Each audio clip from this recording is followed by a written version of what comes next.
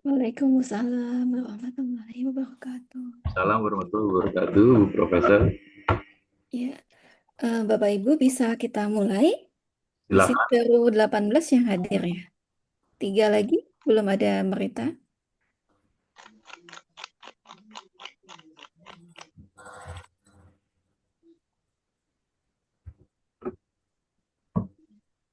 Baik, Bapak Ibu kita mulai saja. Bismillahirrahmanirrahim. Assalamualaikum warahmatullahi wabarakatuh. Waalaikumsalam warahmatullahi wabarakatuh. Selamat pagi, salam sejahtera untuk kita semua. Semoga Bapak Ibu semua dalam keadaan sehat dan bahagia ya dimanapun Bapak Ibu berada. Ada yang lagi di pantai, ada yang lagi di California. Tadi Pak Toto lagi itu ya, lagi jadi apa penjaga puri. Ini dari Dedi Mulyadi, Ibu. Oh iya KDM. Baik, Bapak Ibu. Ada Bu Uni ada? Bu Uni, halo? Bu Uni? Ada, Bu. Oke, Bu Fitri Maulidia. Ada, Bu. Oke, Bu siapa nih? Bu Liga Valiansyah. Ya, Bapak. Oh, Ibu. Bapak. Ya. Bapak Liga ada? Halo? Pak Liga. Pak Liga ada nggak? Tapi di sini ada, tapi nggak ada respon. Ibu Esther, halo? Halo, Bu Esther? Ibu Astri? Ini Bu Esther, Bu Liga, Pak Liga, ada nggak ini? Ibu Putri, Bu Rahayu, ada? Hadir, Dok. Oke, silakan Hadir, Dok. dibuka kalau bisa ya, on cam.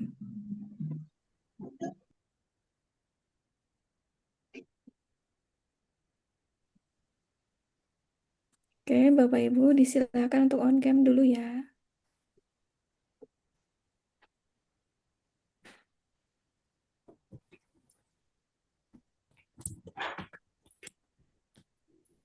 Kemana ini?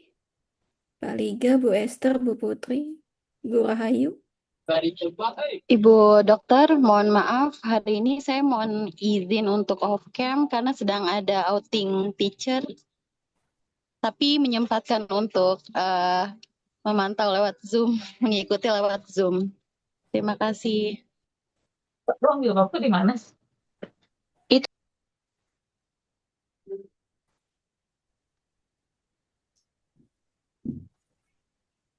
Pak Liga, Bu Rahayu, Bu Miri, Bu Astri.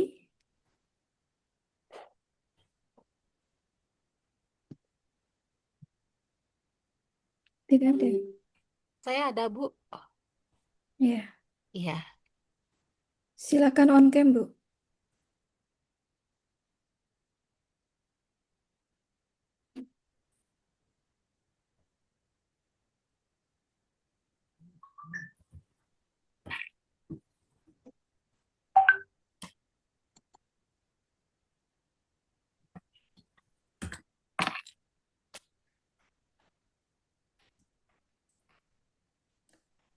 Bu Astri, ada?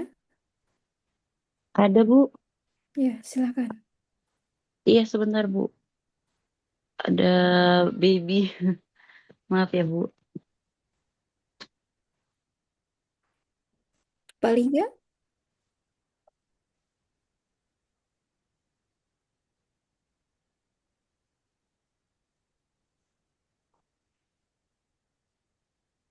Pak Liga nggak ada. Siapa hostnya di sini? Pak, Bapak Arif. Iya, Pak, Bu Dokter, siap. Pak Arif, tolong dikeluarkan Pak Liga. Valansyah. Baik, Bu Dokter, izin. Ya,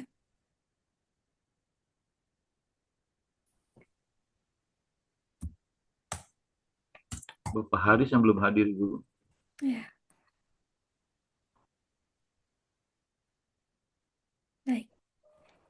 Terima kasih. Oke, terima kasih Bapak Ibu. Hari ini kita shock terapi dulu. Selama ini saya tidak pernah peduli ya Bapak Ibu mau buka, mau on cam atau off cam, asal ada alasan. Kemudian juga kalau off cam, kalau dipanggil kan artinya kalau dia menyimak berarti menyahut ya. Tapi kan sama sekali nggak ada. Dan saya juga sebenarnya tidak peduli Bapak Ibu mau hadir mau enggak. Yang penting kan yang saya, dan bukan hanya saya ya, Bapak Ibu juga pasti menginginkan yang ya udah lulus, paham materinya dan siap untuk menulis disertasi, kan itu yang penting ya. Masalah kehadiran, kalaupun tidak hadir, tapi kalau sudah paham kan nggak jadi masalah. Oke. Ya, ini hanya hari ini aja. Ya, kemarin-kemarin kan saya juga tidak mempersoalkan Bapak Ibu mau on cam atau off cam. Ya, oke. Sudah siap belajar hari ini? Profesor, silakan. Terima kasih. Ya, Bu Dokter. Ya, oke. Baik, Pak Tuhu, Pak Toto, dan Bapak Ibu semua. Materi sudah tersedia di LMS dan hari ini kita lanjutkan untuk materi analisis jalur ya. Jadi hari ini adalah praktik ya atau praktikum untuk analisis jalur. Jadi nanti Bapak Ibu ya nanti akan saya akan jelaskan melalui PPT-nya ya. Nanti Bapak Ibu silakan sekalian membuka SPSS-nya. Nah, kemudian bahan latihannya adalah data Excel yang kita di pertemuan keempat ya. Oke. Kalau tidak ada, saya share di grup materinya.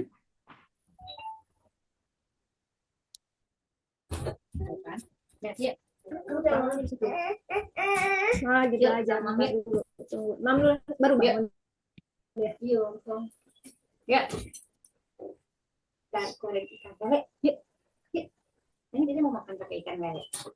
Mama tuh bawa ke atas. Lelenya bawa ke atas.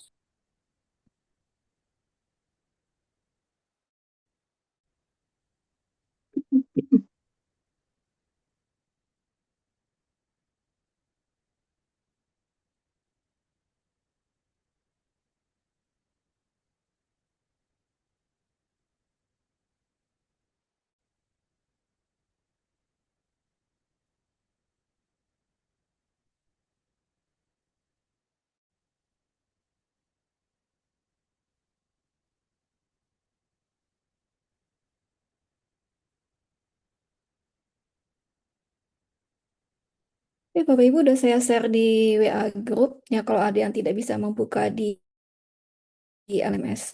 Dan juga saya mohon maaf di LMS ternyata begitu saya cek tanggalnya ini ya tertanggal 13 Juli tapi sudah saya rubah sehingga Bapak Ibu udah bisa mengakses materi hari ini ya. Siap, Ibu.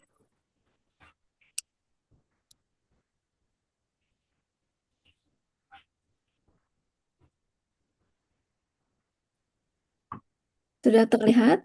Ke 12. Ya. Lihat, Ibu Profesor. Ya, baik. Terima kasih. Mohon maaf. Kok ini ya? 12, Analisis. iya. Iya, betul. Mohon maaf salah. Nah, ini adalah yang ringkasan kemarin ya Bapak Ibu ya. Kalau misalkan Bapak Ibu nanti melakukan penelitian terkait dengan kuantitatif, kemudian kegiatannya adalah survei, maka analisisnya adalah regresi ganda atau analisis jalur. Jadi nanti mana yang akan Bapak Ibu gunakan?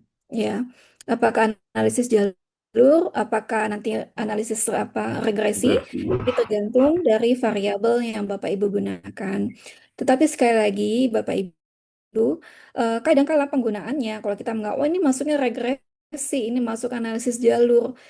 Nah, ternyata secara referensi itu tidak demikian. Ya, makanya saya wanti-wanti di awal banyak membaca, banyak cari referensi untuk variabel Bapak Ibu itu masuk ke regresi atau untuk yang analisis jalur. Ya, tapi memang yang paling mudahnya adalah untuk analisis jalur biasanya apa namanya setara ya variabelnya misalkan kognitif ya dua-duanya. Oke. Nah, Bapak Ibu bisa lihat di sini untuk analisis jalur nanti desain penelitiannya adalah seperti ini. Ya. Jadi X1, X2, dan ini adalah Y. Jadi X1 terhadap Y, kemudian X2 terhadap Y, dan bagaimana kalau mereka bersama-sama. Nah, kemudian untuk survei dengan analisis jalur, ini ada X1, X2, kemudian juga ada X3. Sekali lagi, dari PPT kemarin, kenapa ditulisnya X3 adalah untuk memudahkan dalam membuat konotasinya, Bapak Ibu ya, notasinya. Ini kan sebenarnya sama aja dengan Y ya. Jadi kalau di sini nanti Bapak Ibu akan menghasilkan 4 hipotesis dan juga 4 rumusan masalah. Kalau yang agregasi, Bapak Ibu hanya menghasilkan 3 rumusan masalah dengan 3 hipotesis ya. Nah, untuk analisis jalur, Bapak Ibu perhatikan, nanti akan Bapak Ibu lihat bagaimana hubungan antara X1 dengan Y, dalam hal ini adalah X3, kemudian X2 terhadap X3, kemudian bagaimana X1 dan X2 terhadap X3, dan bagaimana X1 terhadap X2-nya. Jadi ada 4, ya. Nah, di sini contohnya misalkan untuk regresi ganda, pengaruh persepsi atas media pembelajaran dan disposisi berpikir kreatif matematis misalkan ya. Ini matematis ya. Ini kan tergantung dari kepakaran Bapak Ibu ya atau bidang kajian Bapak Ibu sendiri. Kemudian di sini adalah pengaruh konsep diri dan interaksi teman sebaya terhadap keterampilan komunikasi ilmiah biologi ya. Ini survei pada SMA swasta di Kota Bekasi. Nah, Bapak Ibu, kalau Bapak Ibu nanti survei, jangan lupa di bagian bawahnya itu dituliskan ya, surveinya itu di mana ya. Pasti. Iya, betul. Jadi, tapi tidak perlu dituliskan di SMA 1 atau SMA 1 dan 2 misalkan, itu tidak perlu ya. Cukup apakah dia tingkat SMK, apakah dia tingkat SMA atau SMP, swasta atau negeri di wilayah mana ya. Karena nanti untuk SMA pastinya atau SMK pastinya atau SMP pastinya itu ada di dalam metodologi. Jadi nanti Bapak Ibu tuliskan di sana di metodologi. Apakah misalkan di SMK 1 swasta atau SMK PGRI 1 atau SMK PGRI sekian gitu ya. Dan seterusnya ya. Karena kan nanti pasti lebih dari satu sekolah ya untuk tingkat Bapak Ibu tesis nanti itu lebih dari satu sekolah ya dengan minimal populasi 500 ya. Nah, ini Bapak Ibu silakan dibuka SPSS-nya. Ya, seperti biasa nanti Bapak Ibu masukkan datanya ya seperti ini ya di variable view-nya ya dan juga data view-nya. Tinggal dikopikan ya di Excel-nya. Nah, kemudian, karena untuk yang analisis jalur, itu nanti akan ada pengubahan data mentah ke data baku. Di mana tujuannya adalah untuk memastikan bahwa semua variabel itu memenuhi skala yang sama. Ya, jadi artinya adalah dia memenuhi asumsi-asumsi yang ada di dalam analisis jalur. Salah satunya adalah asumsi normalitas dan homogenitas, ya. Dan juga asumsi masuk ke dalam linearitas. Oke. Nah, ini cara yang pertama adalah seperti biasa. Nanti Bapak Ibu klik yang analyze yang ini ya, yang di atas ini, analyze, kemudian klik yang deskriptif statistik, kemudian pilih yang deskriptif, ya. Kemudian diklik. Nah, jangan lupa nanti akan ada tabel seperti ini. Bapak Ibu tinggal masukkan variabel-variabelnya. Jadi motivasi belajar, kemandirian belajar, kemudian kemampuan pemahaman tinggal dipindahkan ke dalam kolom yang ini ya dengan mengklik yang tombol panah seperti ini ya. Jadi di sini ini kan masih sama dengan yang lanjutan PPT kemarin ya. Jadi artinya adalah X1 motivasi belajar ya, kemudian X2-nya itu adalah kemandirian belajar dan X3-nya itu adalah kemampuan pemahaman konsep ya, misalkan konsep biologis atau konsep linguistik dan sebagainya ya. Nah, kemudian, tapi jangan lupa, karena kita ingin mengubah data mentah menjadi data baku, maka ini dicentang yang ini, yang biasanya kemarin untuk kita, yang regresi kan tidak kita centang ya. Nah, yang ini Bapak Ibu jangan lupa centang. Ya, save standardisnya, value as variable-nya. Kemudian klik OK. Oke. Nah, kemudian nanti akan muncul nih di variable view. Ya, di sini. Ini ada tambahan seperti ini. Jadi pengubahan data mentah ya ke data baku ini bisa salah satunya adalah dengan skor JET ya. Jadi kalau misalkan secara manual kita ada datanya, ada tabel JET-nya ya. Jadi di sini Bapak Ibu tidak perlu memperhatikan tabel JET, dia otomatis akan muncul ya. Kemudian kalau sudah maka Bapak Ibu masih ingat di dalam penguji analisis jalur maka ada 5 nilai yang harus kita cari. Yang pertama adalah nilai korelasi, kemudian nilai determinasinya, kemudian nilai analisis langsungnya, ya, apakah itu terhadap X1 terhadap X3, X2 terhadap X3, atau X1 terhadap X2. Ya, kemudian nilai hubungan tidak langsung dan juga total, ya. Tetapi untuk yang keempat dan kelima, Bapak Ibu lakukan secara manual, jadi hitung manual, ya, tidak ada hasil dari SPSS-nya, ya. Nah, kita lanjutkan. Jadi untuk yang pertama itu adalah mencari nilai koefisien korelasi. Maka yang dilakukan adalah seperti biasa, pasti Bapak Ibu klik yang ini ya, yang paling atas, analyze, kemudian pilih yang korelasi. Kalau kita ingin melihat apa nilai korelasinya, kemudian bivariat. Klik bivariat. Oke. Nah, kemudian muncul tabel seperti ini. Kita tinggal memindahkan apa namanya variabelnya. Nah, ingat Bapak Ibu, untuk yang korelasi ini, Bapak Ibu menggunakan masih data mentah, bukan data baku. Data baku nanti digunakan untuk melihat yang hasil uji langsung, ya. Nah, di sini tinggal Bapak Ibu klik ya motivasi, kita pindahkan. Kemudian kemandirian belajar juga kita pindahkan ke kolom yang kanan.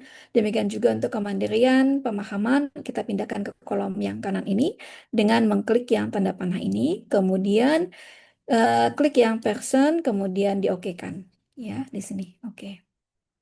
Ya, di sini hasilnya.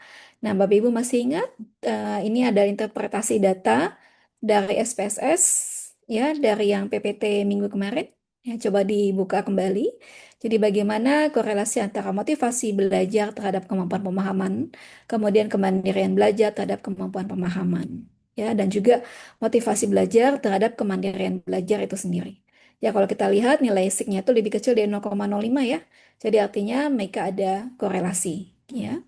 Nah, kemudian untuk determinasi silakan nanti Bapak Ibu buka PPT selanjutnya. Di situ kan ada perhitungannya dengan melihat dari nilai apa namanya eh ininya ya, percent correlationnya 0,943 dan seterusnya ini. Oke. Nah, kemudian eh, kita mencari nilai pengaruh langsung. Nilai pengaruh langsung, Bapak Ibu, mencari 3 nilai, yaitu X terhadap X3, kemudian X1 terhadap X3, kemudian X2 terhadap X3, dan X1 terhadap X2. Ya. Nah, kadangkala teman-teman mahasiswa itu pada saat penyusunan apa namanya tesisnya, pada bab 4 itu terlewatkan untuk menguji yang X1 terhadap X2. Jadi rata-rata hanya X1 terhadap X3 dan X2 terhadap X3. Padahal kan harusnya ada 3 ya untuk nilai pengaruh langsung ini. Ya yang terlihat adalah X1 terhadap X2-nya. Oke. Nah, yang dilakukan pertama kali seperti biasa, Bapak Ibu klik yang analyze, ya kemudian kita klik yang regresi, kemudian klik yang linear. Linear itu ya. Ya, linear. Nah, bedanya dengan yang korelasi tadi, pada tabel ini, ya, yang kita pindahkan adalah nilai G-score-nya. Jadi data yang sudah dirubah dari data mentah menjadi data baku. Yang mana dependent? Yang mana dependent kan adalah yang pengaruh yang terikat ya. Jadi artinya adalah iya. G-score kemampuan ini yang kita pindahkan ke sini. Kemudian kalau yang independen, yaitu variabel bebasnya, yaitu motivasi dan kemandirian. Tapi ingat Bapak Ibu, yang Bapak Ibu pindahkan adalah hasil ubah data dari data mentah menjadi data baku, ya, dengan melihat nilai dari G-score-nya. Ya, oke, bisa kelihatannya bedanya dengan yang korelasi tadi ya. Kalau korelasi masih kita gunakan data mentah. Udah mentah itu. Dan iya, kemudian kita klik oke. Nah, ini hasilnya. Ya. Nah, kemudian dari sini Bapak Ibu silakan interpretasikan berdasarkan PPT yang minggu kemarin ya, bagaimana. Jadi kan di sini kita bisa lihat bagaimana nilai SIG-nya ya. Jadi motivasi belajar X1 terhadap ini X3. Ini kan kemampuan matematis. Kemudian bagaimana X2 ini terhadap X3. Jadi kalau kita lihat di SIG-nya nih, semuanya kan lebih kecil dari 0,05 ya. Apa maknanya kalau lebih kecil 0,05? Oke. Nah, kemudian satu lagi yaitu untuk mencari nilai langsungnya yaitu X1 ya, jalur X1 analisis jalur X1 terhadap X2. Terhadap X2 itu. Iya, betul Pak. Yang tadi kan X1 terhadap X3 dan X2 terhadap X3. Nah, sekarang kita lihat yang X1 terhadap X2. Jadi ingat ya Bapak Ibu ya, harus ada 3 nilainya untuk yang analisis mencari nilai jalur langsung. Ini analyze, klik, kemudian regresi linear ya. Kemudian di sini kita hanya memindahkan mana yang independen antara X1 dan X2. Jadi sebenarnya kalau Bapak Ibu perhatikan, kalau Bapak Ibu memindahkan motivasi ke dependen, kemudian kemandirian belajar ke independen, kemudian atau dibalik, itu nilainya akan sama. Ya, karena di sini kita melihat hubungan bagaimana X1 terhadap X2-nya. Sama Kemudian juga berbalik itu ya, tidak apa-apa. nggak apa-apa, sama aja Pak nilainya. Kemudian kita okekan ya. Nah ini hasilnya. Jadi motivasi ini adalah X1 ya terhadap X2. Jadi kalau Bapak Ibu coba, sorry maaf, ini X1, ini X2. Kalau Bapak Ibu coba nanti kita balik ya hasilnya akan sama ya nilainya. Di sini nilainya adalah signya 0, lebih kecil dari 0,05. Jadi apa interpretasinya? Nah, Bapak Ibu nanti silakan melihat PPT sebelumnya, ya, yaitu PPT minggu kemarin ya, minggu ke-11. Oke. Nah, itu untuk yang nilai pengaruh langsung. Nah, kemudian bagaimana nilai pengaruh tidak langsung dan nilai pengaruh total? Bapak Ibu perhatikan kembali PPT yang sebelumnya. Itu ada rumusnya kan ya? Tinggal Bapak Ibu masukkan ke dalam rumus-rumusnya. Ya. Nah, ini sebagai latihan, silakan nanti Bapak Ibu, ini latihan mandiri saja ya untuk memperdalam materi. Ya, silakan Bapak Ibu interpretasikan datanya. Ya. Karena nanti untuk ujian, ini kan ujian UPM ya Bapak Ibu ya. Nanti ujian UPM, nanti Bapak Ibu akan ada interpretasi data. Ya, jadi mungkin ada apa hasil output, kemudian silakan membuat judulnya, kemudian interpretasikan datanya. Ya. Nanti mungkin bisa dibuat ini ya, apa namanya, catatan kecil ya. Jadi memudahkan karena nanti boleh apa ya. Nanti kan kalau PT yang sebanyak itu Bapak Ibu print kan mungkin bolak-balik mencari ya. Kemudian ada yang bertanya, apakah nanti ujiannya setelah soalnya biasanya setelah UTS. Tapi kan seperti yang tadi ya, kalau kita mau masuk ke analisis, kenapa ini Bu Fitri? Bu Fitri, ada yang mau ditanyakan? Tidak ada. Oke. Walaupun nanti ujiannya adalah materinya setelah UTS kan Bapak Ibu seperti eksperimen nanti harus paham juga ya sebelumnya itu bagaimana prasyarat untuk lanjut ke uji apa namanya eksperimen, uji hipotesis ya. Oke, Bapak Ibu sudah dilatih sekalian tadi. SPSS-nya udah dibuka belum? Baru dibuka. Oke. Gimana Pak tuh? Bisa diikuti ya? Baru mendengarkan penjelasan DPT aja, belum Oh, coba. oke. Kalau SPS-nya baru dibuka. Iya.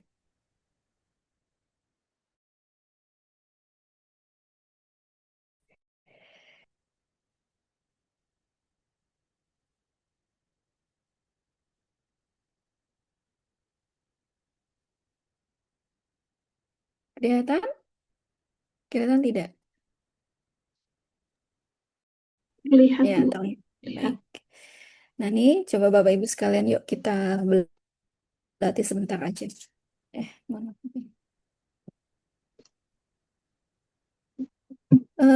Sudah dibuka SPSS-nya, kemudian juga dibuka Excel-nya, jangan lupa kita tulis nama ya. Di sini adalah X1 kan.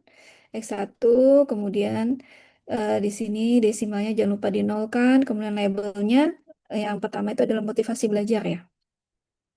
Motivasi belajar, dan ininya skala, kemudian ini X2. Ya, X2 itu apa? Kemandirian Ya, belajar. ya. Oke, makasih. Kemandirian belajar, oke. Juga sama, ya. Kemudian yang X3 itu ini ya, pemahaman ya. Kemampuan, Oke, kemampuan ya, ya. kemampuan ya. Iya, Kemampuan Pemahaman. pemahaman. Ya, kemampuan pemahaman. konsep ya. Misalkan konsep apa ya, silakan. Nanti ya, apa masing-masing bidang. Oke. Nah, kalau sudah, kita lanjut ke data view-nya. Data view seperti biasa, tinggal kita copy paste ya. Nah, ini. Oh ya, kelas yang sebelumnya bertanya, Bu, ini datanya dari mana? Data yang kita masukkan ke sini gitu ya. Nah, Bapak Ibu, ini ada data mentah yang Bapak Ibu peroleh nanti di lapangan kalau Bapak Ibu sudah terjun ke lapangan. Misalkan kalau ini karena ini survei, ya maka misalkan Bapak Ibu menyebarkan angket atau apa namanya memberikan soal ya, tes ya kepada siswa-siswinya. Kalau dia terkait dengan apa namanya variabel misalkan apa kemampuan berpikir kritis dan seterusnya itu biasanya adalah dengan soal ya. Nah, kalau sudah kita lanjut. Nah, sekarang yang harus kita lakukan adalah mengubah data mentah ini menjadi data baku, ya. Jadi di sini seperti biasa Bapak Ibu analyze, ya kemudian deskriptif statistik, kemudian deskriptif, ya. Kemudian kita pindahkan semuanya ini. Oke.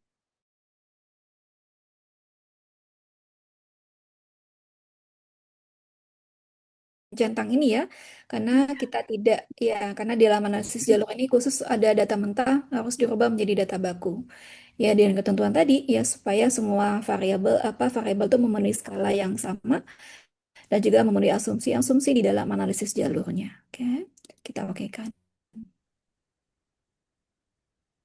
Nah, nanti di sini akan muncul nah ini ya. Di sini menggunakan G-score. Oke. Sudah sampai sini Bapak Ibu bisa diikuti? Sudah bisa. Oke, baik. Nah, kemudian kita lanjutkan dengan yang analisis korelasi, ya.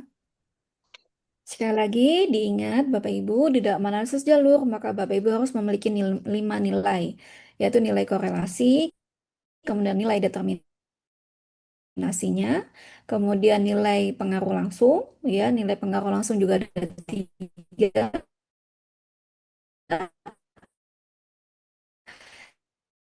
X1 terhadap X3, kemudian X2 terhadap X3, dan X5. Yang keempat dan kelima ini Bapak Ibu lakukan secara mandiri atau manual. Ya. Oke, bisa difahami ya?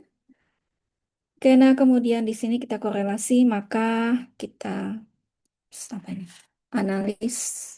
Ya.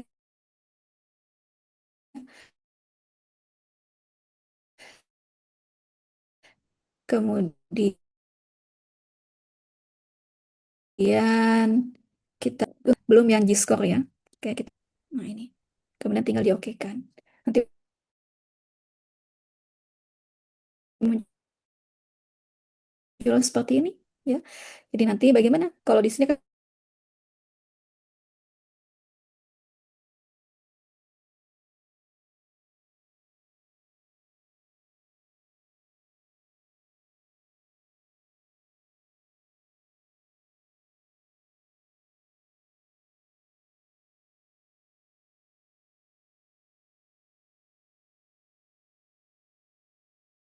pengaruh Iya. langsung yang ya X1 terhadap X2, X3, X2 terhadap X3 dan X1 terhadap X3.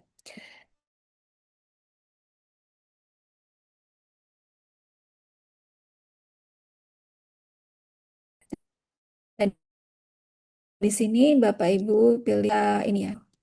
Oke, ini G-score, kemudian independen yang ini. Nah, ya tinggal di oke kan. Ya, nanti keluar seperti ini.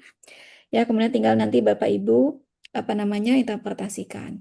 Nah, selanjutnya adalah ini untuk yang X1 terhadap X3 di sini kan, ini. Ya, motivasi belajar terhadap kemampuan pemahaman konsep, kemudian kemandirian belajar terhadap kemampuan pemahaman konsep. Masing-masing signya adalah lebih kecil dari 0,05. Jadi artinya ada pengaruh ya. Nah, kemudian selanjutnya adalah baru X1 terhadap X3 dan X2 terhadap X3. Sekarang lanjut bagaimana dengan X1 terhadap X2-nya. Ini kita analyze, kemudian regresi linear. Nah, di sini, ini kan udah ada isinya ya Bapak Ibu ya. Nah, Iya. ini kita riset. Ya, kita riset. Jangan lupa klik di sini riset. Nah, di sini dependen yang mana? Dependen misalkan motivasi, kemudian di sini ya, kalau dibolak-balik juga sama nanti hasilnya. Oke. Nah, ini tinggal oke kan. Nah, ini. Jadi adalah X1 terhadap X2. Jadi nilainya adalah lebih kecil dari 0,05 apa maknanya? Ya, interpretasikan data, lihat nanti PPT yang sebelumnya. Ya, nah ini. Nah, kemudian lanjut untuk yang pengujian hubungan tidak langsung ya. Nah, untuk hubungan tidak langsung antar variabel nanti silakan Bapak Ibu masukkan rumus-rumusnya. Itu ada di PPT sebelumnya ya, sama dengan jumlah total ya. Oke. Ya, bisa. Jadi memang harus melihat PPT sebelumnya ya Bapak Ibu ya kalau mau interpretasikan. Iya, untuk yang tidak langsung saya belum connect, Prof. Ya, untuk yang tidak langsung Bapak Ibu silakan dilihat di PPT sebelumnya itu ada rumusnya, ya, Baik, baik, dimasukkan saja nilai-nilainya. Ya, baik, Prof. ada standar error dan seterusnya itu kan ya, lambangnya X. Ya, harus buka dulu ya. Ya, dengan jumlah, jangan lupa jumlah. Kemudian kelompoknya, ya. Kalau jumlah kan sesuai ya, kalau di contoh kita apa jumlahnya berapa? Jumlahnya 30 ya sampelnya. Iya. Bisa? Nah, Bapak Ibu memang harus sering berlatih ya, dilatih ya, dibuka kembali. Nah, itu adalah kalau Bapak Ibu melakukan penelitian kuantitatif dengan survei. Jadi emang teman-teman, mahasiswa itu untuk penelitian tesisnya tuh lebih banyak ke survei. Antara survei juga mulai antara regresi dengan analisis jalur mana yang mau digunakan. Rata-rata adalah regresi yang digunakan. Ya, karena mungkin regresi lebih simple ya kalau dilihat ya hanya 3 hipotesisnya, kemudian juga tidak semuanya SPSS ya, output SPSS. Kalau yang analisis jalur kan Bapak Ibu ada yang manual ya, ada 2 ya. Nilainya harus Bapak Ibu cari secara manual. Itu ya, Bapak Ibu nanti silahkan. Jadi kalau misalkan Bapak Ibu mau yang survei juga harus difikirkan mau yang regresi atau analisis jalur. Jangan kemudian tiba-tiba di tengah jalan, Bu, ternyata saya nggak sanggup analisis jalur, saya mau regresi. Tapi perhatikan juga ke variabelnya. Nah, Bapak Ibu, itu tadi adalah untuk analisis kalau Bapak Ibu melakukan penelitian kuantitatif dengan survei. Nah, sekarang bagaimana kalau Bapak Ibu melakukan penelitian kuantitatif tapi eksperimen? Nah, materinya sudah saya kirim juga di WA Group, itu adalah dengan menggunakan ANOVA 2 jalur. Kenapa 2 jalur? Karena kan minimal Bapak Ibu 2 variabel ya. Karena Bapak Ibu sudah pada tingkat tesis. Kalau misalkan skripsi, Bapak Ibu masih diperkenankan dengan hanya 1 variabel. Ya.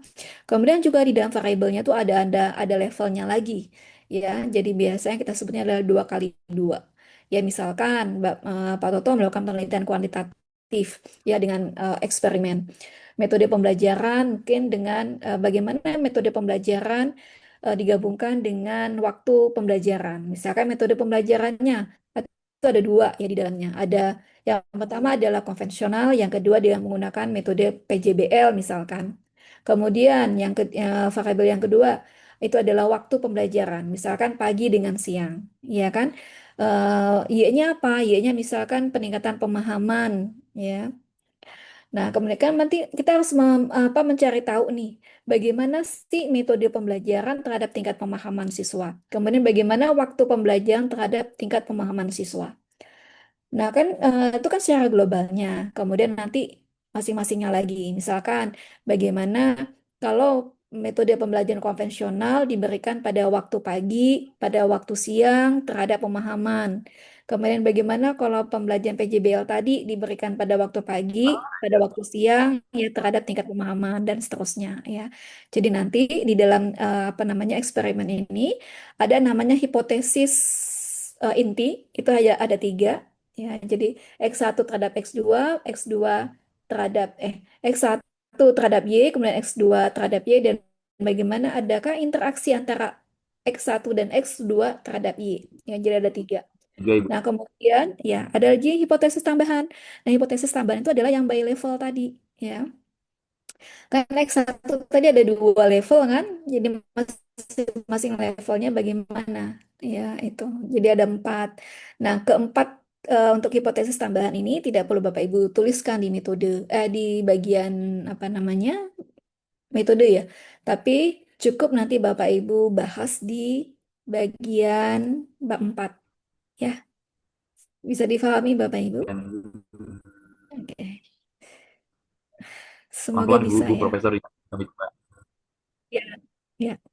Oke, mohon maaf kalau saya terlalu cepat dan Kaminya agak jelimet ya bukan ngomongnya. bukan Bu Profesor, kaminya Ya, memang kemampuannya agak rendah Bu Profesor. oke, sama-sama Pak, kita belajar. Baik, ini sudah terlihat ya. Nah, maaf, kok begini? Oke. Nah, ini adalah analisis jalur. Ya, jadi misalkan nanti Bapak Ibu melakukan penelitian, saya pengen kuantitatif, tapi eksperimen, ya silahkan saja. Tapi saya tidak membuat Bapak Ibu pesimis ya di eksperimen, tapi harus diperhatikan juga mengenai waktunya. Ya, kalau misalkan Bapak Ibu sudah siap deh sekarang di eksperimen, enggak, silakan. Tapi kalau pengen cepat, saya pengen cepat aja Bu, kok nggak apa-apa dengan menggunakan survei dan regresi. Tapi sekali lagi Bapak Ibu cepat atau tidaknya lulus itu tergantung dari Bapak Ibu sendiri. Ya. Nah, di dalam penelitian eksperimen, biasanya kita sebutnya dalam pendidikan itu adalah kuas eksperimen atau ex post facto. Kenapa kuas eksperimen? Karena kalau apa namanya tuh penelitian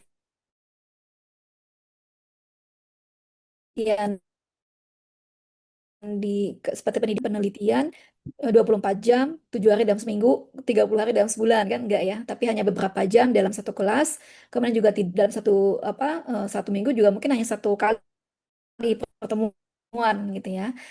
Beda kalau di lab. Kalau di lab itu kan memang harus 24 jam ya, kemudian juga 7 hari dalam seminggu, kemudian 30 hari dalam sebulan itu memang apa namanya full ya. Jadi beda dengan eksperimen di lapangan. Kayak makanya disebut dengan kuasi eksperimen. Jadi eksperimen tidak penuh gitu ya. Nah, di dalam ini eksperimen ini ada eh, eksperimen di dalamnya tuh ada level by level lagi. Yang tadi ya seperti contohnya tadi. Oke. Nah, di sini contohnya misalkan adalah pengaruh metode pembelajaran dan waktu belajar terhadap kemampuan pemahaman konsep. Ya, misalkan di sini variabel yang pertama itu kita kelambangkan A ya, biar mudah saja. Itu adalah metode pembelajaran. Ya, ini memiliki dua kategori. Ya, misalkan yang satu adalah diberi metode pembelajaran APOS dan yang kedua adalah konvensional. Kemudian untuk yang variabel yang kedua atau X2 atau kita lambangkan dengan B itu adalah waktu belajar. Waktu belajar ada dua. Ya, ada dua kategori. Ya, B1 pagi, kemudian B2-nya siang, dengan Y-nya adalah kemampuan pemahaman konsep. Oke, bisa difahami? Ya, bisa ditangkap? Ya, jadi ada dua variabel bebasnya, di mana di dalam variabel bebas itu ada tingkatan lagi atau kategori lagi, atau ada levelnya lagi. Ya. Jadi kalau misalkan Bapak Ibu lihat di sini, kan yang metode pembelajaran yang diberikan treatment, ya.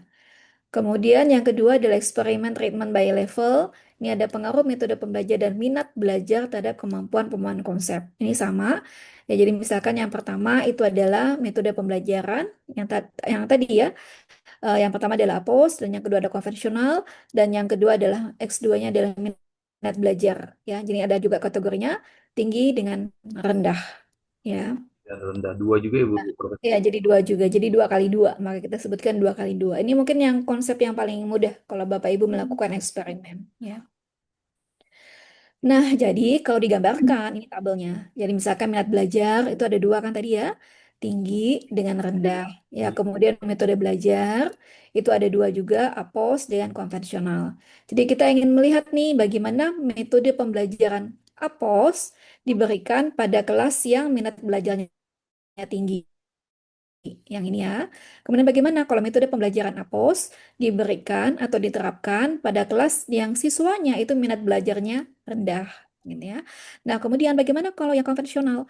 Metode konvensional diberikan pada kelas yang minat belajar siswanya itu tinggi dan juga bagaimana kalau metode pembelajaran konvensional diberikan pada kelas dengan minat belajar siswanya itu rendah.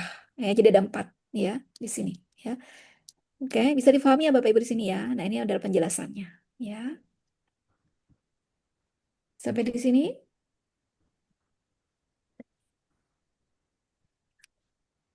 Oke, kita lanjut ya. Nah, kemudian ini adalah rumusan inti. Beda ya Bapak Ibu ya dengan yang regresi dan analisis jalur kemarin ya. Tidak ada rumusan masalah inti. Hanya tulisannya adalah rumusan masalah saja. ya. Nah, ini rumusan masalah inti ini dituliskan di tesis ya nanti Bapak Ibu. Jadi yang pertama, apakah terdapat pengaruh metode pembelajaran ya terhadap kemampuan pemahaman konsep? Yang ini kan tadi ya, yang A atau X1 terhadap Y. Oke. Kemudian bagaimana pengaruh minat belajar? Apakah terdapat pengaruh? Ya, ini B ya, B. tadi X2 ya terhadap Y. Nah, kemudian yang ketiga, kita ingin melihat bagaimana pengaruh interaktif ya antara A ya dengan B terhadap Y. Ya, Sama-sama ya Bu Profesor ini ya. ya, betul. Ini pengaruh interaktif. Ya. Nah, kalau dia, nah itulah bedanya lanjut ya, pas hoc ya, salah satunya adalah dengan take ya. Ini. Nah, ini adalah notasinya ya. Jadi kan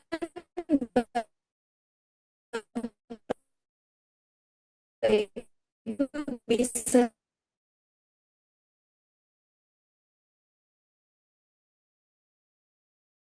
saja pada saat Bapak Ibu memberikan eksperimen, kita melihat keduanya, ada nggak interaksinya? Ternyata bisa jadi tidak terjadi interaksi ya antara metode pembelajaran dan minat belajar. Bisa jadi metode pembelajaran keduanya itu ya antara minat belajar tinggi dengan minat belajar rendah ya sama aja hasilnya ya ini. Atau sebaliknya ya, maka kita melihat ada nggak interaksi antara metode pembelajaran dan minat belajar ya. Oke, Bapak Ibu tolong diingat, ini adalah rumusan masalah inti. Ini yang Bapak Ibu tulis di tesis. Ya. Nah, karena tadi ada di dalamnya ada level lagi ya, setiap variabelnya, maka ada yang disebut dengan rumusan masalah tambahan. Ya, nah nih, tambahan. Nah, untuk rumusan masalah tambahan ini, Bapak Ibu tidak perlu tuliskan di tesisnya, tapi nanti Bapak Ibu jabarkan di hasil dan pembahasan. Ya. Tadi ya, karena kan metode pembelajaran mana yang lebih efektif sih antara APOS dan konvensional, ya kan nanti Bapak Ibu tuliskan di hasil. Kemudian antara minat belajar mana yang lebih tinggi hasilnya? Apakah minat belajar siswa tinggi atau minat belajar siswa rendah? Pada metode pembelajaran yang mana? Apakah konvensional? Apakah APOS kan gitu ya? Ya. Nah ini, jadi di sini ada 4. Di sini Bapak Ibu silakan lihat notasinya di sini. Ya. Jadi yang pertama adalah kelompok belajar siswa yang diajarkan dengan metode pembelajaran APOS. Ya. Jadi metode pembelajaran APOS, apakah terdapat perbedaan pemahaman konsep? Kalau dia diberikan pada kelompok minat belajar tinggi dan kelompok minat belajar rendah. Oke. Dan yang kedua, kelompok siswa yang diajarkan dengan metode pembelajaran konvensional. Mana yang lebih tinggi? Ya, apakah ada perbedaan antara pembelajaran konvensional yang diberikan pada kelompok minat belajar siswa tinggi dengan kelompok minat belajar siswa rendah. Oke. Nah, kemudian yang keempat, yang ketiga, ini adalah yang minat belajar. Nah, minat belajar itu ada dua kan tadi ya, minat belajar tinggi dan rendah. Nah, sekarang kita lihat bagaimana kelompok siswa dengan minat belajar yang tinggi. Belajar yang tinggi. Oh, dia 74 untuk yang masalah tambahannya. Ya, rumusan masalah tambahan.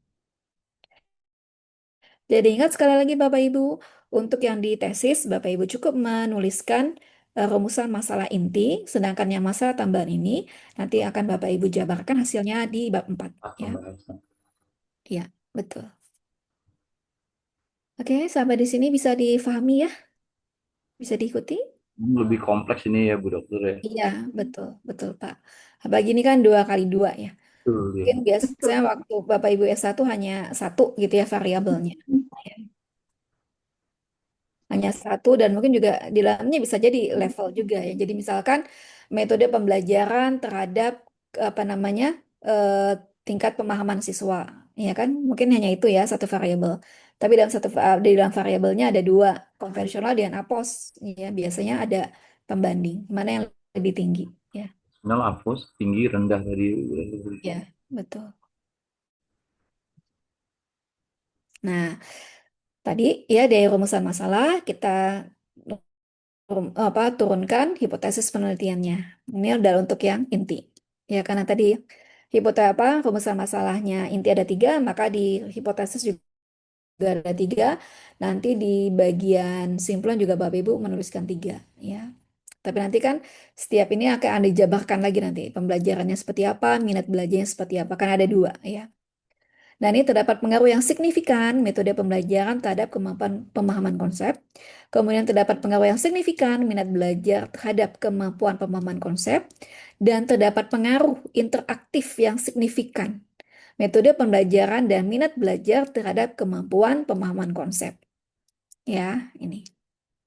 Oke, ini 3 ini. Ya, jangan lupa ini dari masalah inti tadi, rumusan masalah inti. Jadi diturunkan untuk hipotesis penelitiannya juga ada 3.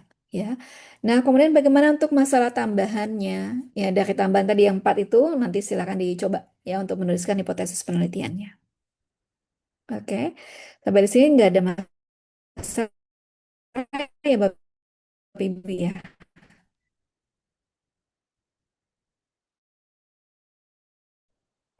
Nah, kemudian analisis jalur kan juga ini juga ada normalitas data, kemudian ada homogenitas. Yang normalitas data sama seperti yang itu ya, yang regresi dan analisis jalur ya. Hanya bedanya kalau yang eksperimen itu hanya ada 2 uji untuk prasyarat yaitu normalitas dan homogenitas. Tapi kalau yang survei itu ada 5 ya. Coba dibuka kembali ya. Oke, kemudian ini normalitas data ya.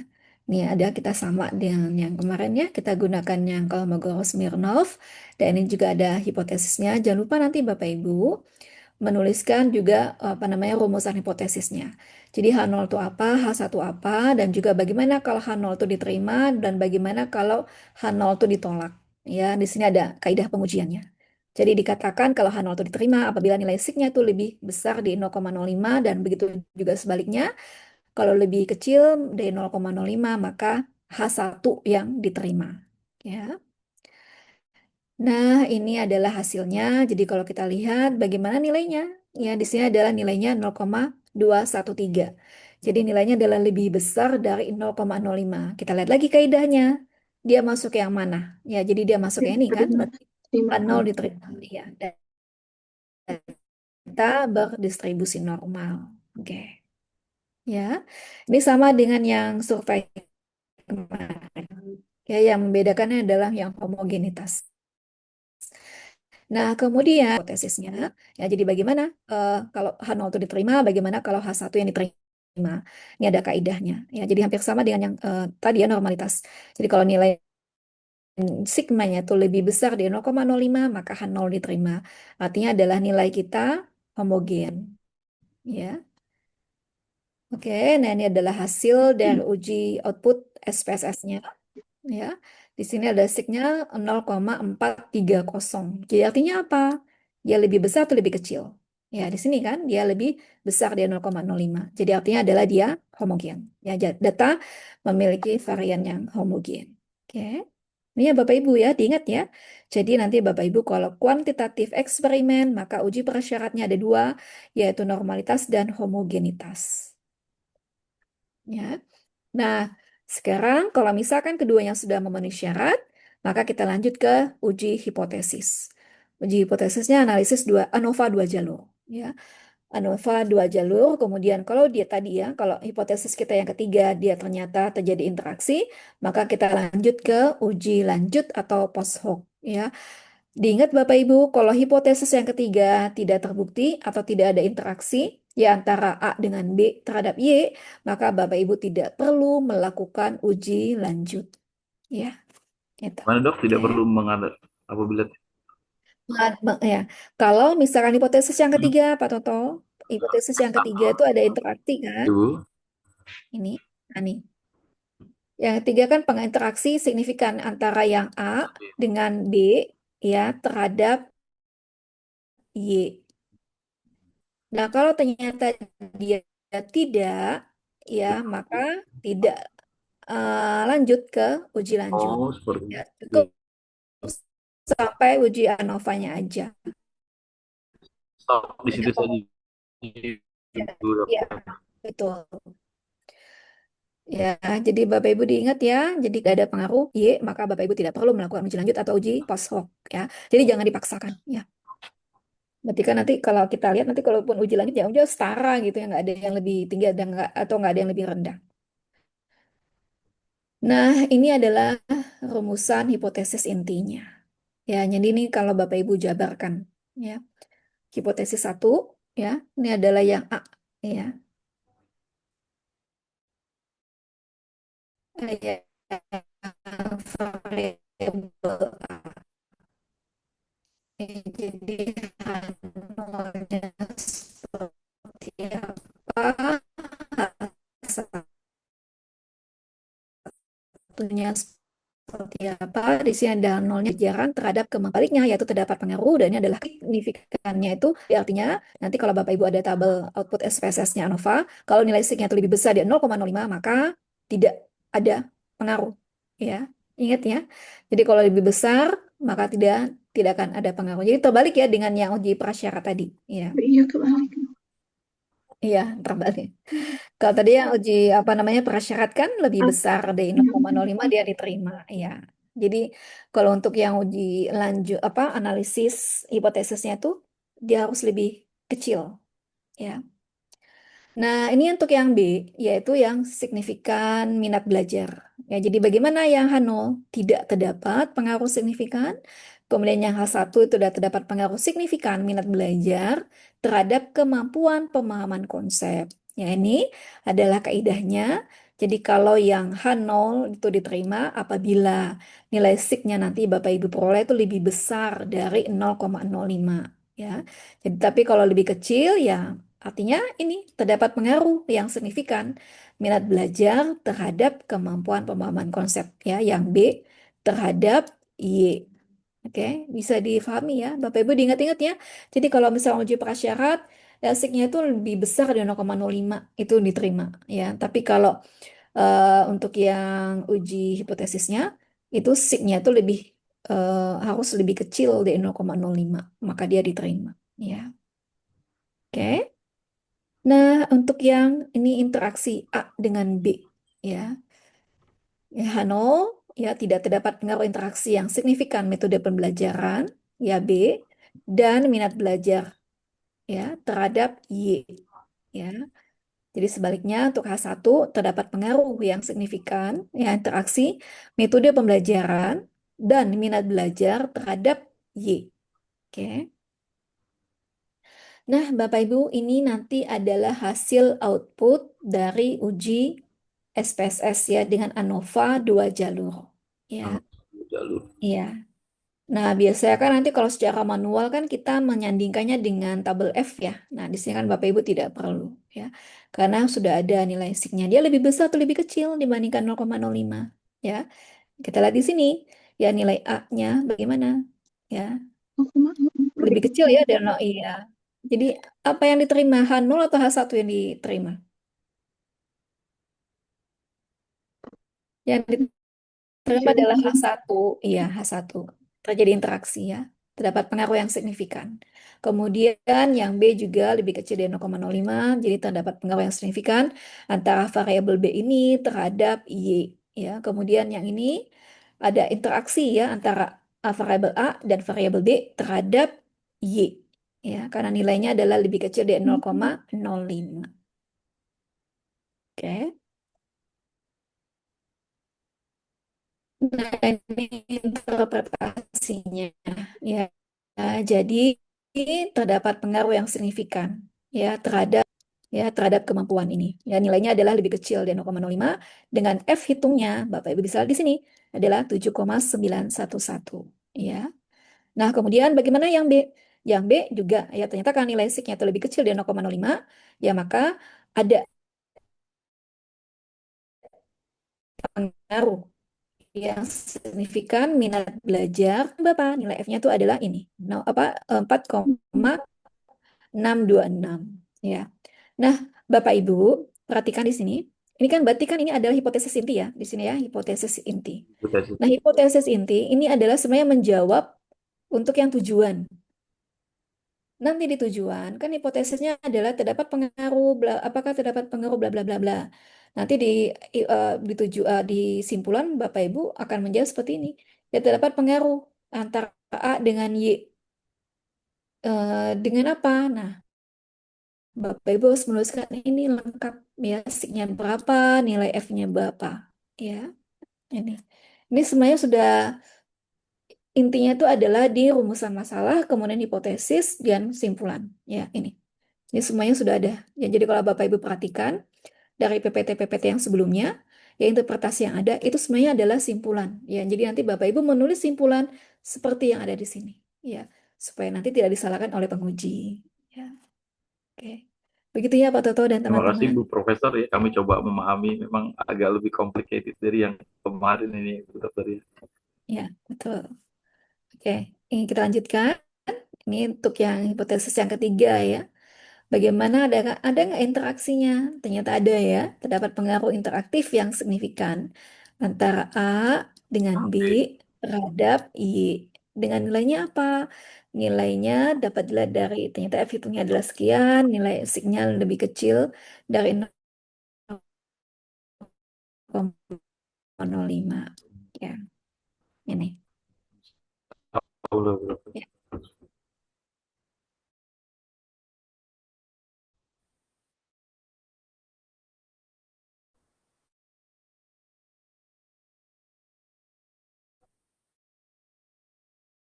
Baik.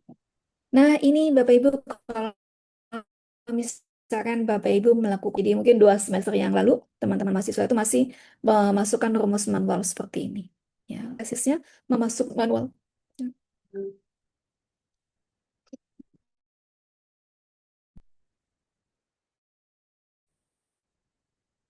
Nah, ini dia perlu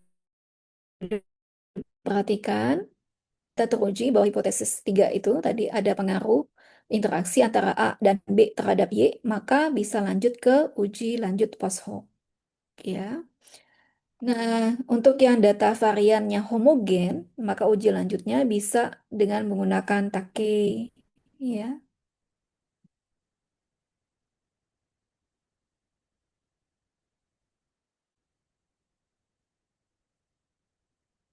Oke, nah kalau misalkan tidak normal, bisa menggunakan ini uji Tamhen, tapi memang tidak familiar ya. Jadi gini Bapak Ibu, yang namanya penelitian itu kan tidak semuanya harus teruji atau tidak semuanya harus signifikan atau tidak semuanya harus ada pengaruh gitu ya. Namanya juga penelitian gitu ya. Tapi sekali lagi Bapak Ibu, ini kan terkait dengan supaya Bapak Ibu mulus ya lulusnya gitu ya. Terkait dengan apa namanya penguji. Penguji itu pinginnya semuanya itu adalah pengaruh. Kemudian nilainya juga harus positif, jangan ada nilai negatif gitu ya. Oke. Nah, kemudian ini tadi kalau tidak ada interaktif, maka tidak terdapat pengaruh, tidak perlu dilakukan uji lanjut atau post hoc. Oke. Nah, ini Bapak Ibu untuk hipotesis tambahannya. Yang tadi ya, untuk yang pertama ya satu ya atau yang kan tadi A-nya ada 2 kan, A1 dan A2. Nah, sekarang kita lihat ya H0. Terdapat tidak terdapat perbedaan kemampuan pemahaman konsep ya. Ini Y ya pada minat belajar tinggi ya. Ini adalah dan yang rendah ini untuk yang B-nya ya. B-nya itu digabung antara B1 dengan B2 terhadap APOS. APOS itu adalah A1 ya. Nah, kemudian yang AH1 itu ada perbedaan ya. Y ya pada kelompok B baik itu yang minat belajar rendah maupun tinggi terhadap A1. Ini khusus buat A1. Nah, ini adalah kaidah pengujiannya. Dan bagaimana kalau dia diterima? Diterima sama seperti tadi ya. Kalau nilai signifikannya itu lebih kecil dari 0,05. Nah, kemudian ini adalah A2, artinya adalah di mana pemahaman konsep ya pada minat belajar tinggi dengan yang minat belajar rendah apabila mereka diberikan metode pembelajaran konvensional atau A2 ya. Dan ini sama kaidahnya. Kemudian yang ketiga ini adalah B1. Nah, B1 kita perhatikan untuk yang minat belajar tinggi. Ya, jadi bagaimana ya apakah ada perbedaan gitu ya kemampuan pemahaman konsep ya antara yang menggunakan metode pembelajaran APOS dengan konvensional ya pada kelompok minat belajar tinggi. Ya, kemudian yang B2-nya berarti bagaimana pada kelompok minat belajar tinggi dan rendah kalau dia diberikan pembelajaran APOS dengan konvensional kalau dia diberikan pada kelompok siswa dengan minat belajar rendah ya dengan kaidah pengujiannya juga sama ya ini ada 4 jadinya. Oke. Nah kalau dia teruji maka lanjut uji post hoc Bapak Ibu bisa lihat di sini signifikannya ya lebih kecil dari 0,05 ya maka namanya bisa apa ada pengaruh ya lanjut. Oke. Nah ini ada interpretasinya, jadi nanti Bapak Ibu silahkan di apa namanya dicermati ya satu persatu. Ini banyak ya. Jadi begini, kalau tadi ada nggak tadi ya di sini coba lihat hasilnya. Between deskriptif.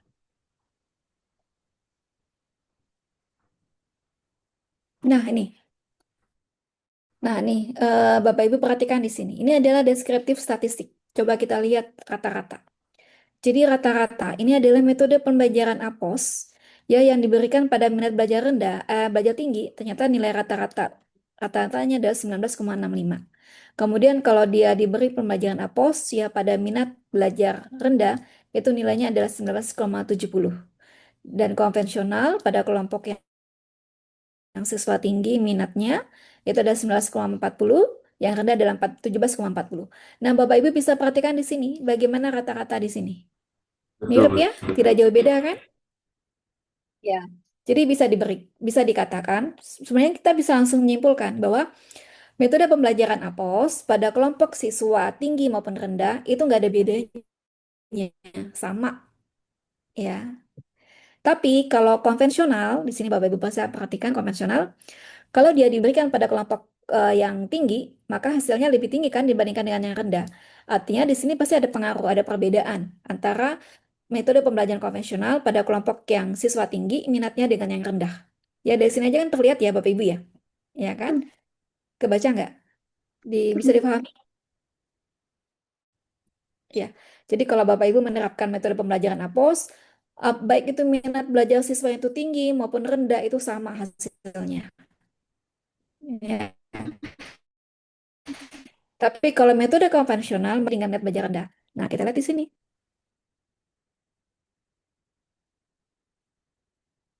Ya. Jadi tidak ada perbedaan kemampuan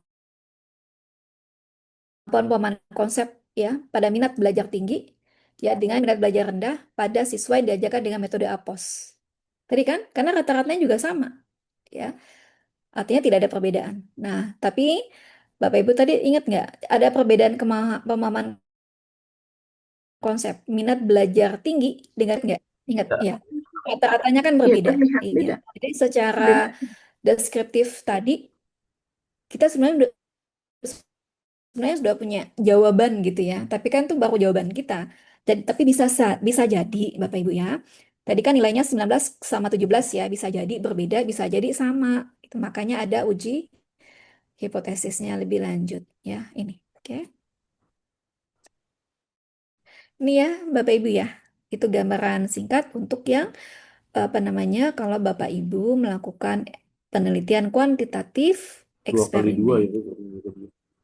ya. Ya 2 kali 2. Ya. Minimal Pak 2 kali 2 untuk yang tesis. Nah, ini latihan, silakan nanti Bapak Ibu berlatih. Ya, jadi di sini ada umpan balik ya, memiliki 2 kategori. Ya, ini ada balik segera dan tertunda. Kemudian gaya kognitifnya ada yang field independent dan independent. Ini juga 2 kali 2 ya. Jadi bagaimana maknanya masing-masing. Oke, disilakan di apa lanjutkan ya. Tinggal diinterpretasikan, dilihat PPT-nya. Oke. Bisa diikuti ya. Gimana Pak Tuhu? Bisa diikuti ya. Lebih lanjut, Bu dosen. Dia emang complicated banget ini. Baik, Harus dibaca ulang dulu nih Bu Dokter, ini pelan-pelan ya. Yang ingin saya tanyakan itu uji hipotesis tambahan tadi Bu Dokter, karena betul. di GAI ada hubungan ya antara apa, A1 dan B1 Ya, ya kalau tidak salah tadi. kalau hipotesis intinya kan hanya umumnya saja ya Pak. Tadi kan misalkan Betul. minat metode pembelajaran terhadap Y, kemudian minat belajar terhadap Y, ya kan hanya umumnya saja kan. Tapi levelnya kan tidak disebutkan. Nah, levelnya itu disebutkan di apa namanya hipotesis tambahannya. Makanya ada 4 tambahannya. Ya. Hipotesis tambahan itu sesuai dengan tabel yang tadi. Kalau Bapak apa perhatikan,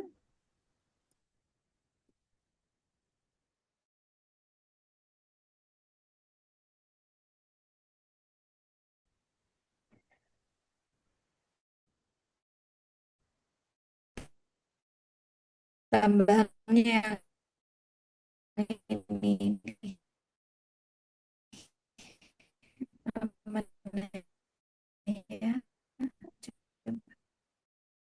Berarti ada perhitungan sendiri.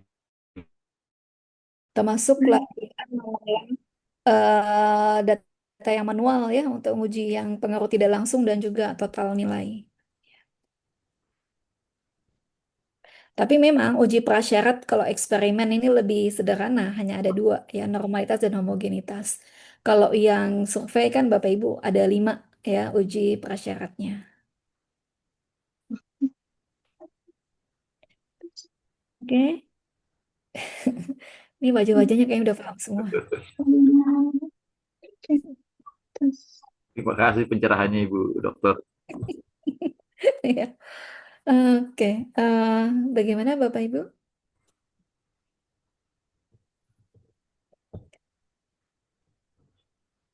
Seperti Ibu-Ibu Ya. sudah paham sekali Bu Dokter. Oh, iya. Bapak ini belum paham. Iya. Yang nomor 1, Mari. 2 saya minta ngikutin, yang sisanya agak-agak harus baca ulang lagi, Bu. Ya, tapi intinya udah, maksud saya intinya udah ketangkep ya. Tinggal Ulang, di diulang apa dan namanya di dibaca. bagian tambahannya mungkin itu ya. Baik, Bapak Ibu, kalau tidak ada, kita lanjutkan minggu depan. Silakan nanti dilanjutkan diskusi di dalam kelas ini. Siap Bu Nah, Dokter. minggu depan mungkin kita lanjut ke ini apa penerapan SPSS-nya ya, latihan mengolah data ANOVA dengan SPSS. Untuk latihan ini tidak perlu disubmit ya Bu Dokter. Tidak perlu Bapak, hanya latihan Bapak saja ya, dan juga Bapak Ibu semua. Dan terkait dengan ujian, karena yang adalah UPM ya Bapak Ibu kan nanti harus hadir di kelas. Jadi kemungkinan nanti tidak perlu membuka apa namanya membuka laptop ya, Iya. kan harus ya. Tapi gini sih saya mah takutnya walaupun buka buku open book tapi sana sini cari sana sini mana ya kok jawabannya nggak ketemu. Padahal di rumah udah paham nih. Kalau jawaban yang ini apa output SPSS yang ini maka jawaban yang ini gitu ya. Saking groginya di ujian. Nah, Bapak Ibu, saya tawarkan sebelum ujian akan saya berikan take home dan take home itulah akan yang menjadi pegangan untuk nilai saya. Thank you so much. Ya. Ya, Dok. Bagaimana ya? Apakah Bapak Ibu setuju? Sangat setuju. Setuju. Setuju banget, Alhamdulillah. Bu. Terima Terima Setuju kasih, betul, Bu. Bu. Prof.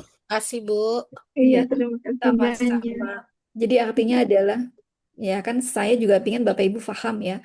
Bukan berarti dengan take home Bapak Ibu tidak paham, ya Bapak Ibu pasti paham. Kan begini ya, kalau level pasca kan tidak perlu lagi apa menghafal gitu ya, levelnya adalah memahami gitu ya. Bisa Dan Ibu. kemudian ini yang diharapkan ini adalah nanti Bapak Ibu sampai kepada implementasinya di tesis kan gitu. Dalam pengolahan data kan Bapak Ibu tidak perlu mengolah data sendiri. Kalau Bapak Ibu mau mengolah data sendiri silahkan, itu akan lebih baik lagi. Tapi kan bisa saja diolahkan oleh orang lain gitu ya. Tapi kan nanti yang penting adalah interpretasi dari output SPSS-nya. Itu yang diharapkan nanti ya.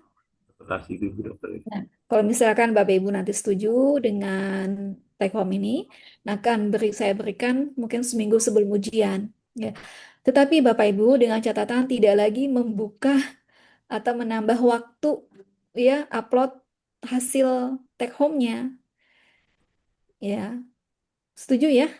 Setuju, Setuju. Bu. Ya, jadi tolong kalau misalkan merasa bahwa untuk mengumpulkan take home itu adalah prioritas, maka diprioritaskan ya untuk Ya. sebelum masanya berakhir gitu ya, deadline. Jadi sehingga saya juga menghargai teman-teman yang sudah bersusah payah di awal-awal udah mengejar supaya upload di awal gitu ya. Dan kita harus hargai itu. Oke. Ya, Ya. Oke ya, sepakat ya Bapak Ibu, berarti nanti akan sampaikan take home 7 hari sebelum ujian, kemudian juga diupload sesuai dengan waktu yang sudah kita sepakati. Ya, dan tidak ada lagi penambahan. Oke, Iya, Ibu. ya. Ya, Pak. Terima kasih, saya mohon kerjasamanya dan terima kasih juga Bapak Ibu sudah bekerja sama dengan baik. terima kasih Bu. Terima kasih. Terima kasih Bu. banyak, Oke. Profesor Terima Fitri. kasih, Bu Fitri. Sama-sama Ibu. Kalau tidak ada, saya cukupkan untuk hari ini. Kita bertemu lagi minggu depan, insya Allah dengan latihan SPSS terkait dengan ANOVA. Ya. Sampai jumpa lagi, sehat, sukses, dan jangan lupa bahagia tentunya. Assalamualaikum warahmatullahi wabarakatuh. Waalaikumsalam warahmatullahi wabarakatuh. Waalaikumsalam Terima warahmatullahi kasih. wabarakatuh. Terima kasih, Ah. Profesor Fitri. Ya, sama-sama. Terima kasih Pak Tuhu dan teman-teman semuanya sudah menjadi